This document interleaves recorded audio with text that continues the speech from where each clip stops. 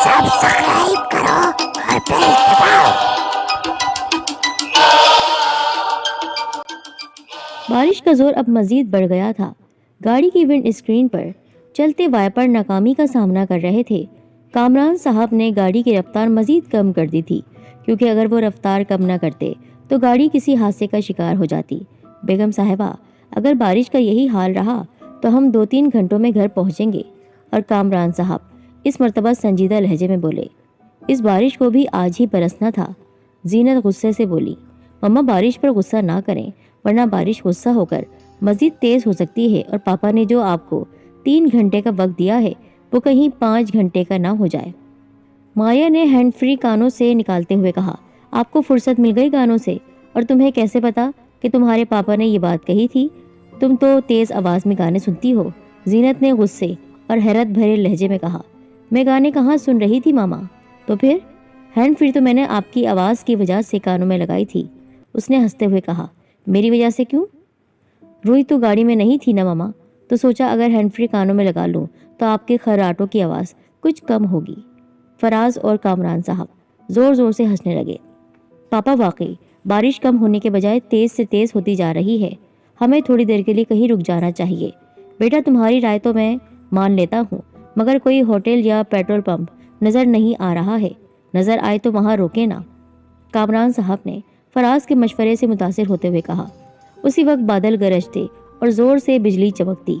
फराज और कामरान की नज़र फुटपाथ पर चलती हुई एक लड़की पर पड़ी तो कामरान ने उसी वक्त ब्रेक पाव पर रख दिए। क्या हुआ? बेगम, अभी अभी मैंने पीछे फुटपाथ पर एक लड़की देखी है। और मैंने भी। फराज भला कहाँ पीछे रहने वाला था। तूफानी रात है, अगर हम इसी तरह सफ़र करते रहे तो कहीं किसी हादसे का शिकार ना हो जाएं। वो लड़की यहीं कहीं रहती होगी। अगर हम उसे लिफ्ट दे दें तो वो तब तक हमें अपने घर में पनाह दे सकती है, जब तक ये तूफानी बारिश थम नहीं जाती। कामरान ने कार रोकने की असल वजह बयान की। कोई ज़रूरत नहीं, वो लड़की कोई चुड़ैल या भूत भी हो सकती है। उन्होंने नफ़ी में सर हिलाते हुए कहा। मैं सही तो कह रही हूँ, आप लोग हंस रहे हैं। बेगम साहिबा, आपकी इत्तला के लिए अर्ज़ है, आप जदीद दौर में हैं। आजकल के दौर में भूत प्रेत जिन चुड़ैलें अब सिर्फ कहानियों या फिल्मों का हिस्सा हैं। जो जी में आए किया करें आप लोग, मुझे क्या। जीनत ने गुस्से में अपना फैसला सुनाया। अब बारिश में भीगती हुई वो लड़की गाड़ी के करीब आ चुकी थी। फराज ने अपने साइड का शीशा नीचे किया तो खुशगवार हवाओं और बारिश के कतरों ने उसका इस्तकबाल किया। सुनिए, फराज ने फुटपाथ पर चलती उस लड़की को आवाज़ दी। लड़की रुकी। उसने अपना चेहरा फराज की तरफ किया तो उसके दिल की धड़कनें तेज हो गईं। उसने इतनी खूबसूरत लड़की आज तक नहीं देखी थी। अगर आप कहें तो आपको आपके घर छोड़ दें? फराज ने उसकी तरफ नजरें गाड़ते हुए कहा। नहीं साहब, हमारा घर यहीं पास है, मैं चली जाऊंगी। लड़की ने मुस्कुराते हुए कहा तो फराज को लड़की के चेहरे पर हंसी बहुत भली लगी। इसलिए तो हम कह रहे हैं, फराज ने कहा तो लड़की हैरत से उसका मुंह तकने लगी। जैसे कह रही हो, क्या मतलब? देखिए, इस तूफानी बारिश में हम मज़ीद सफ़र नहीं कर सकते। आपको आपके घर छोड़ देंगे और जब तक बारिश नहीं रुकती आप उस वक्त तक हमें अपने घर में पनाह दे दें। फराज ने बज़ाहिर उस सीधी सादी लड़की को ऑफ़र पेश की थी। साहब, हमारा घर बहुत छोटा है।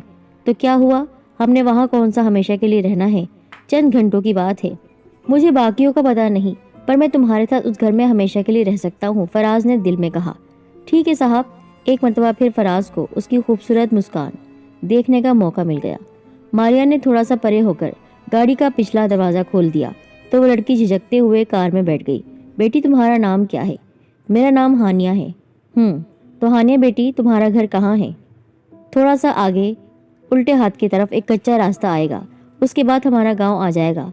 गांव का पहला घर हमारा ही है। कौन कौन है तुम्हारे घर में? अब्बू और एक भाई। कामरान साहब ने हानिया के कहने पर गाड़ी उल्टी तरफ एक कच्चे रास्ते पर डाल दी।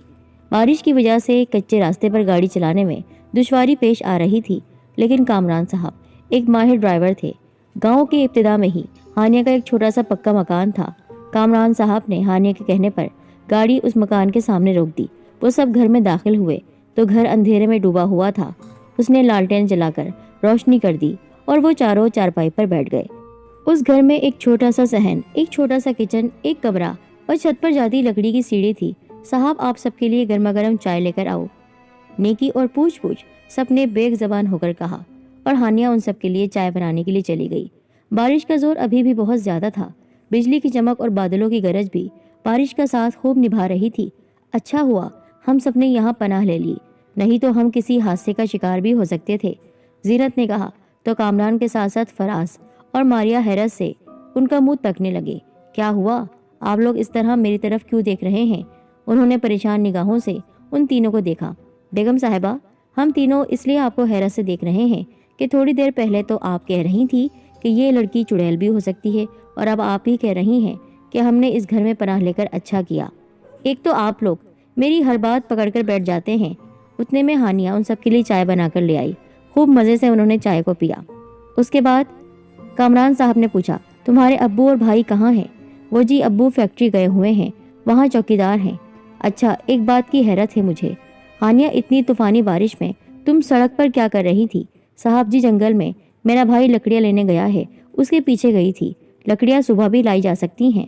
وہ جی صبح کو بھائی جلدی کام پر چلا جاتا ہے، گھر میں لکڑیاں تھوڑی بہت پڑی تھی جن سے میں نے آپ کے لیے چائے بنائی۔ صاحب جی آپ لوگ ایسا کریں کہ اوپر کے کمرے میں آرام کریں، جب بارش تھمے گی تو آپ لوگوں کو میں جگا دوں گی، ٹھیک ہے؟ بارش کا ارادہ ابھی رکنے والا نہیں تھا۔ فراز چارپائی پر لیٹا چھت کو گھور رہا تھا۔ کامران، زینت اور ماریا تو گہری نیند کے مزے لوٹ رہے تھے، جبکہ فراز ہانیہ کے خیالوں میں ڈوبا ہوا تھا۔ اس نے اپنی زندگی میں اتنی خوبصورت لڑکی نہیں دیکھی تھی، اوپر سے اس کا سادہ سا انداز۔ شاید اس بارش نے مجھے ہانیہ سے ملانا تھا۔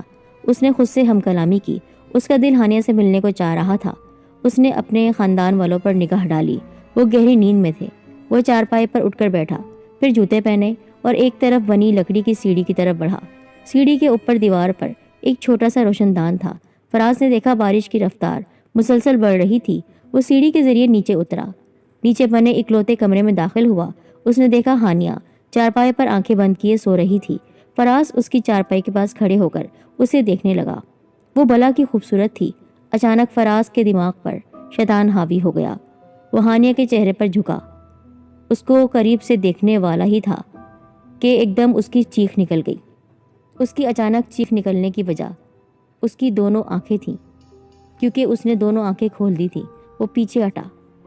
اس کی آنکھیں عام انسانوں والی آنکھیں نہیں تھیں، بلکہ دو دہکتے انگارے تھے۔ ایسا لگ رہا تھا کہ آگ جل رہی ہو۔ ہانیہ چارپائی سے اٹھ کر کھڑی ہو گئی۔ فراز کا جسم بری طرح سے کانپ رہا تھا۔ اچانک ہانیہ کے چہرے کے نقش و نگار بدلنے لگے، اس کا چہرہ بگڑنے لگا۔ اب جو لڑکی فراز کے سامنے کھڑی تھی، اسے دیکھ کر بے اختیار اس کے منہ سے نکلا، تم؟ ہاں میں۔ لڑکی غرائی اور اس کی غراہٹ کی آواز فراز کے کانوں میں پڑی۔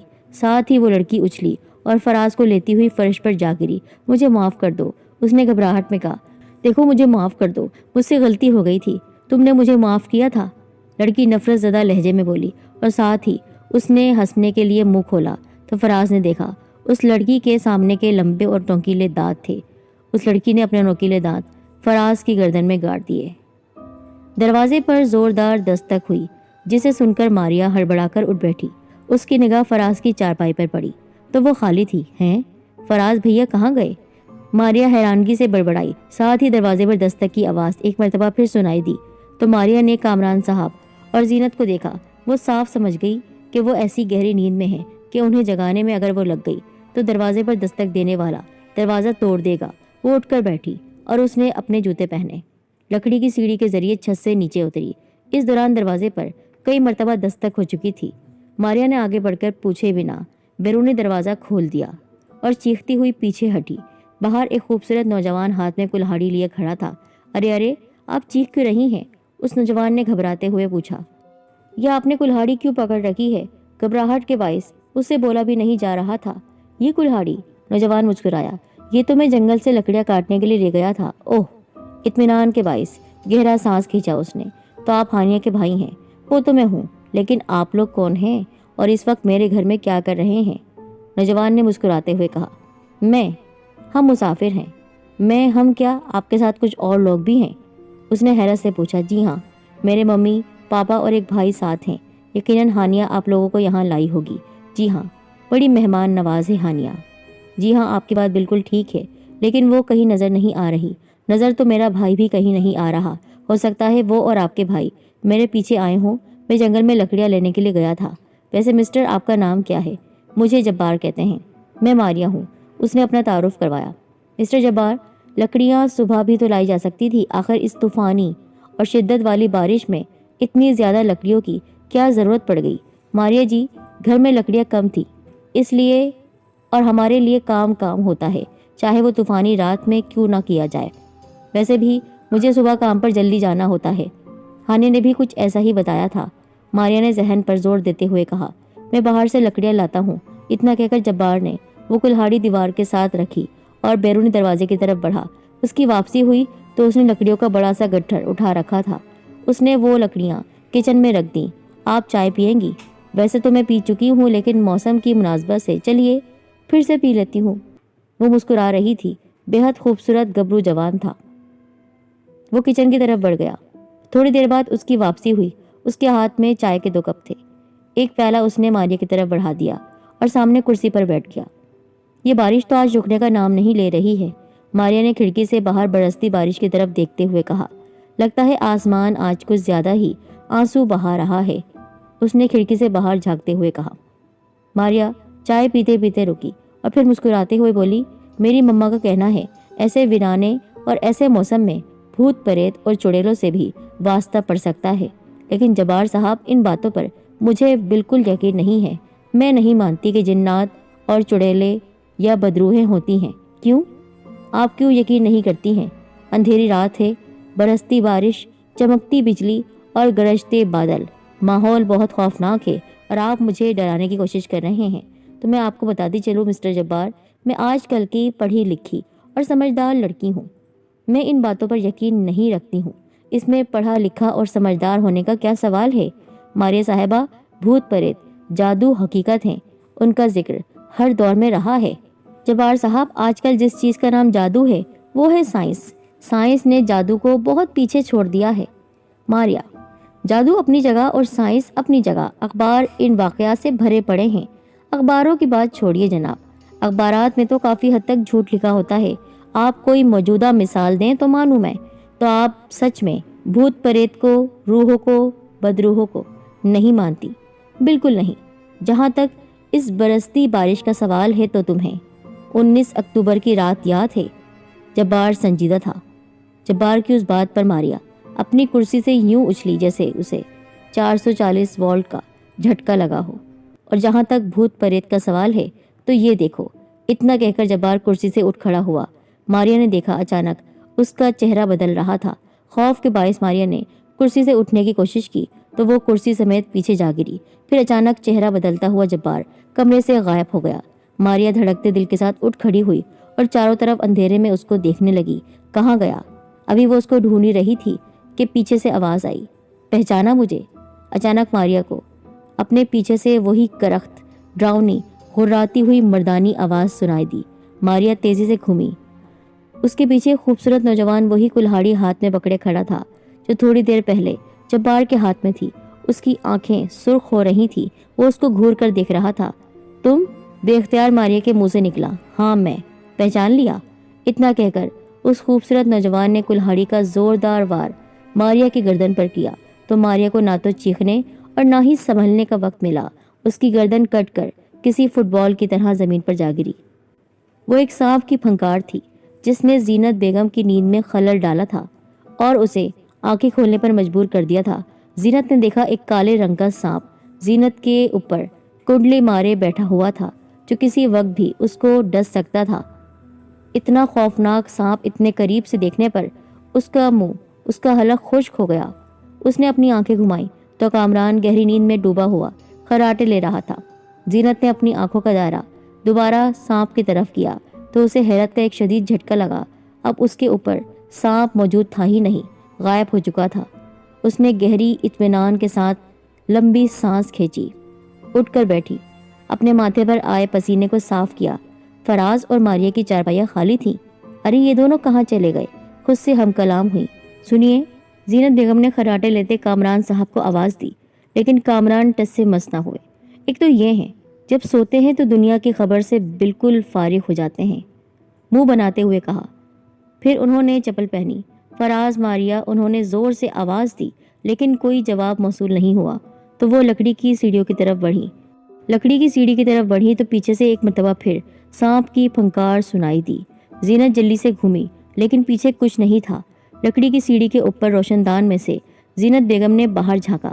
بارش کا زور ابھی بھی کم نہیں ہوا تھا۔ یہ بارش آج رک کیوں نہیں رہی ہے؟ عجیب بات ہے، ایسا لگتا ہے بہت طوفانی بارش ہے، کچھ انہونی ہونے والی ہے۔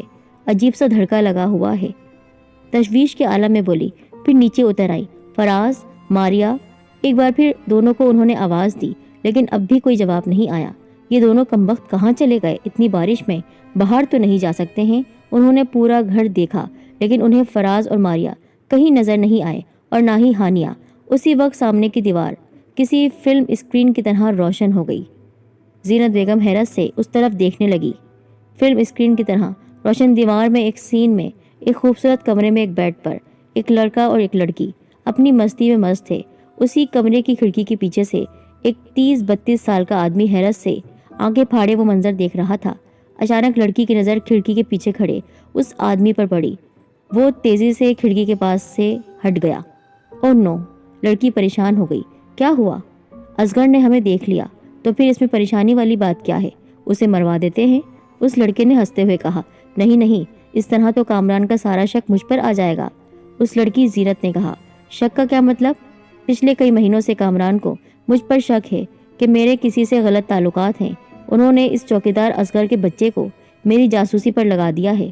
لیکن زینت، تمہیں کیسے پتا کہ کامران نے اصغر کو تمہاری جاسوسی پر لگایا ہوا ہے؟ میری خاص خادمہ نے مجھے بتایا ہے، اور اس کی بات صحیح بھی ہے کیونکہ میں نے ابھی اسے کھڑکی کے پاس کھڑے ہوئے دیکھا ہے۔ تم فکر کیوں کرتی ہو؟ میرے پاس ایک کام کا بندہ ہے جو ایسے مارے گا اس کو کہ وہ قتل نہیں کہلائے گا بلکہ قدرتی موت لگے گی۔ تم فکر نہ کرو۔ دروازے پر دوسرا سین ابھرا جس میں کوارٹر کے باہر زوروں کی بارش ہو رہی تھی اور اس کمرے میں اصغر پریشانی کے عالم میں ٹہل رہا تھا۔ کامران صاحب تو دوسرے شہر گئے ہوئے ہیں، آتے ہی انہیں بتا دوں گا کہ ان کی بیگم کتنے غلط کام کر رہی ہیں، لیکن کہیں زینت مجھے مروا نہ دے۔ یہ سوچ کر وہ پریشان ہو گیا۔ ابھی وہ سوچ ہی رہا تھا، اسی وقت اصغر کو کمرے میں ایک سانپ کی پھنکار کی آواز سنائی دی۔ زمین پر دیکھا تو ایک کالے رنگ کا بڑا سا سانپ کنڈلی مارے بیٹھا تھا۔ اس سے پہلے کہ اصغر اپنا بچاؤ کرتا، سانپ نے اسے برے طریقے سے ڈس لیا۔ اس کے ساتھ ہی دیوار اپنی پہلی جیسی حالت میں آ گئی۔ یہ تو وہ خود سے باتیں کر رہی تھی۔ ہاں زینت، یہ تمہارے کالے کرتوت تھے جو میں نے تمہیں دکھائے ہیں۔ پیچھے مڑی، غراتی ہوئی مردانہ آواز جو سنائی دی تھی۔ تیزی سے گھوم کر جب پیچھے دیکھا، اصغر غصے کی حالت میں تھا۔ تم زندہ ہو؟ ہم تو تمہیں مار چکے تھے۔ ہاں میں تو مر چکا تھا، لیکن زینت آج تمہاری موت بن کر لوٹا ہوں۔ اتنا کہہ کر اصغر نے اپنے ہاتھ لمبے کیے۔ اس کے ہاتھ بڑے ہوتے جا رہے تھے۔ اس کے ہاتھ لمبے ہوتے ہوئے زینت کی گردن تک پہنچے اور دونوں ہاتھوں سے اس نے اس کی گردن دبوچ لی، اور دوسری جانب سے ایک کالا سانپ رینگتا ہوا اس کی جانب آیا جس نے اس کے پیروں پر اس کو ڈس لیا اور وہ اسی وقت فرش پر گرتی چلی گئی۔ اٹھیے! اچانک کسی نے کامران کو جھنجھوڑا۔ وہ ہڑبڑا کر اٹھ بیٹھا۔ کون ہے؟ ارد گرد نگاہیں دوڑاتے ہوئے کہا، لیکن انہیں جھنجھوڑنے والا کوئی بھی موجود نہیں تھا۔ ابھی وہ یہی سوچ رہے تھے کہ مجھے کس نے اٹھایا ہے۔ چارپائیوں کی طرف دیکھا، نہ بیگم تھی نہ بچے تھے۔ ارے یہ لوگ کہاں گئے؟ پھر آواز کس کی تھی؟ ابھی سوچ ہی رہے تھے کہ دل دلا دینے والا منظر ان کا منتظر تھا۔ سامنے 3 لاشیں چھت کے ساتھ الٹی لٹکی ہوئی تھی۔ ایک لاش کا سر دھڑ سے غائب تھا اور اس دھڑ سے تیزی سے خون بہہ رہا تھا۔ باقی دونوں لاشوں سے بھی خون بہہ رہا تھا۔ وہ دھڑ کسی لڑکی کا تھا۔ خوف کے باعث کامران کا پورا جسم پسینے میں نہا گیا، تھر تھر کانپنے لگے۔ غور کیا تو ان کا اوپر کا سانس اوپر اور نیچے کا سانس نیچے رہ گیا، اور پاؤں تلے سے زمین سرکتی ہوئی محسوس ہونے لگی۔ جان نکل رہی تھی جسم سے۔ وہ تینوں لاشیں زینت، فراز اور ماریا کی تھی۔ ماریا! خوف اور صدمے کی وجہ سے کامران کے منہ سے الفاظ نہیں نکل رہے تھے۔ وہ آگے بڑھے اور لاشوں کے قریب جا کر دھاڑے مار مار کر رونے لگے۔ ابھی وہ خود کو سنبھالنے کے لیے ناکام تھے اور دھاڑے مار مار کر رو ہی رہے تھے۔ کس نے میرے خاندان کو ختم کر دیا؟ کس نے میرے بچوں اور بیوی کو مارا ہے؟ یہ سوچ رہے تھے کہ دیوار پر کسی فلم اسکرین کی طرح روشن ہو گئی دیوار، اور اس دیوار پر زینت کی کالی راتوں اور کالے کرتوتوں والا سین چل رہا تھا۔ وہ منظر دیکھ کر کامران نے حیرت سے زینت کی الٹی لٹکی لاش کی طرف دیکھا۔ اب اسی دیوار پر ایک نیا منظر ابھرا۔ اس منظر میں خوبصورت لڑکا ماریا کا راستہ روکے کھڑا تھا۔ ماریا، میں تم سے محبت کرتا ہوں، اس خوبصورت لڑکے نے ماریا سے کہا۔ واٹ؟ وہ چلائی۔ تمہاری یہ جرت؟ آپے سے باہر ہو گئی وہ۔ تمہاری جرت کیسے ہوئی مجھ سے یہ بیہودہ بات کرنے کی؟ وہاں پر ماریا کے سارے دوست جمع ہو چکے تھے اور وہ اس کو ہنستے ہوئے دیکھ رہے تھے۔ لیکن تم نے کچھ دن پہلے یہی بیہودہ بات مجھ سے کی تھی کہ میں تم سے محبت کرتی ہوں۔ اس لڑکے نے بظاہر اسے یاد دلایا تو وہ اپنے دوستوں کی جانب دیکھ کر زور زور سے ہنسنے لگی۔ ہا ہا ہا، وہ تو میں تم سے مذاق کر رہی تھی۔ شرط لگائی تھی اپنے دوستوں سے کہ تمہیں مجبور کر دوں گی خود سے محبت کرنے پر، کیونکہ تم کسی لڑکی کی طرف دیکھتے نہیں تھے، ہر وقت پڑھتے رہتے تھے۔ تو میں نے یہ شرط لگائی کہ اس کو اپنے سامنے جھکاؤں گی، اور دیکھو تم کو مجھ سے محبت ہو گئی نا۔ مذاق کیسا رہا؟ مذاق؟ وہ لڑکا جیسے چیخ پڑا۔ کسی کے احساسات سے کھیلنا مذاق ہوتا ہے؟ میں تو تمہاری طرف دیکھتا بھی نہیں تھا۔ تم بار بار مجھ سے یہی کہتی تھی کہ تم مجھ سے محبت کرتی ہو۔ میں تم سے کہا کرتا کہ میں ایک غریب لڑکا ہوں اور تم ایک امیر زادی۔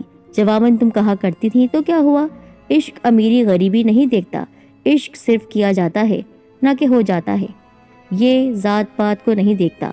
اور جب تمہاری ضد کے آگے میں ہارا، مجبور ہو گیا، زندگی میں پہلی بار کسی لڑکی سے محبت کی، تو تم نے مجھے اپنے دوستوں کے بیچ لا کر بے عزت کر دیا کہ تم نے اپنے دوستوں سے شرط لگائی تھی کہ مجھے مجبور کر دو گی تم سے محبت کرنے پر۔ وہ بہت کچھ کہہ رہا تھا۔ اب اس کو خوف محسوس ہونے لگا تھا اس لڑکے سے۔ اس نے پریشان نگاہوں سے سب کی طرف دیکھا۔ ہٹو میرے راستے سے، اتنا کہہ کر وہ مغرور لڑکی گیٹ سے باہر نکل گئی۔ اسی دیوار پر منظر بدلا۔ اس سین میں ماریا 2 لڑکوں کے ساتھ کھڑی تھی۔ مجھے ہر حال میں اس کی موت چاہیے، ماریا دانت پیستے ہوئے بولی۔ وہ تو مر جائے گا، لیکن بدلے میں مجھے کیا ملے گا؟ تم جو کہو عامر، تمہیں وہ ملے گا۔ کچھ بھی؟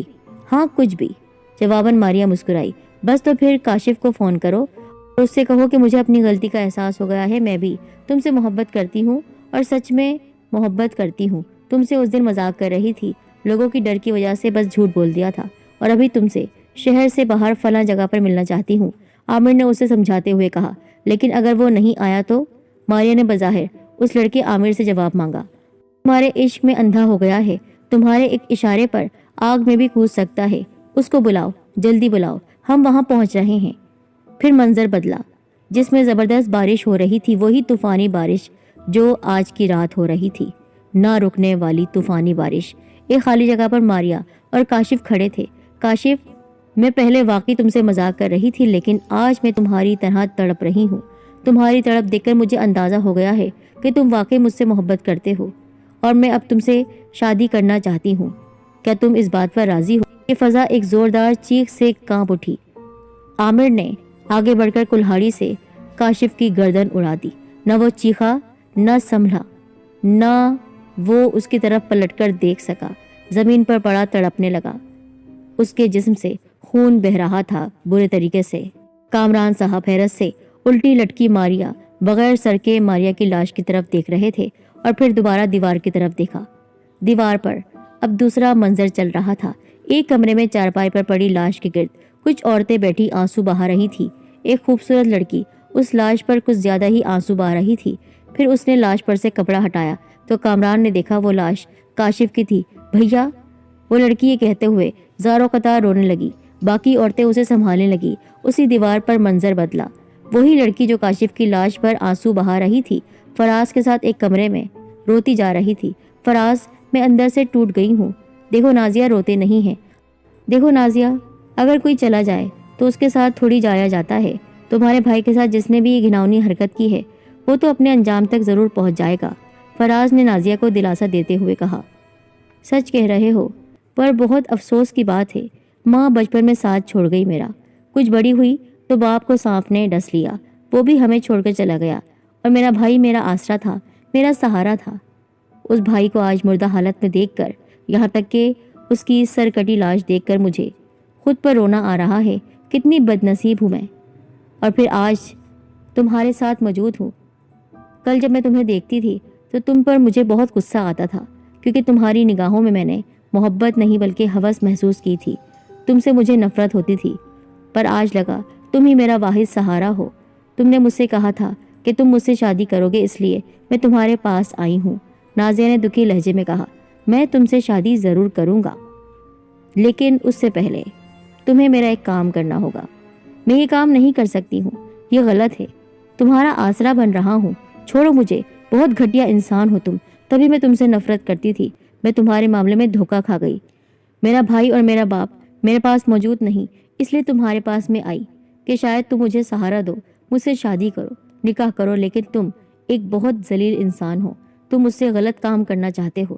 اس نے ایک زوردار تھپڑ فراز کے گالوں پر دے مارا اور اپنا دوپٹہ سنبھالتے ہوئے بیرونی دروازے کی طرف بڑھی۔ اسی وقت دو ہٹے کٹے نوجوان دروازہ کھول کر اندر داخل ہوئے۔ وہ چونک کر رکی، ان نوجوانوں نے اس کا راستہ روک لیا۔ کہاں چلیں؟ آج تو تمہارے ساتھ اپنا کام کر کے رہیں گے، بڑا انتظار کروایا تم نے، اور جہاں تک شادی کا سوال ہے تو ایسے وعدے تو میں تم جیسی بے شمار دو کوڑی کی لڑکیوں سے کر چکا ہوں، اور ان کے ساتھ بھی وہی کرتا ہوں جو آج تمہارے ساتھ کروں گا۔ میرے گھر کے نوکر کی بیٹی، کیا میں تم سے شادی کر سکتا ہوں؟ صرف ٹائم پاس، وقت گزاری تھی۔ پھر کامران صاحب نے ایک انتہائی شرمناک منظر دیکھا۔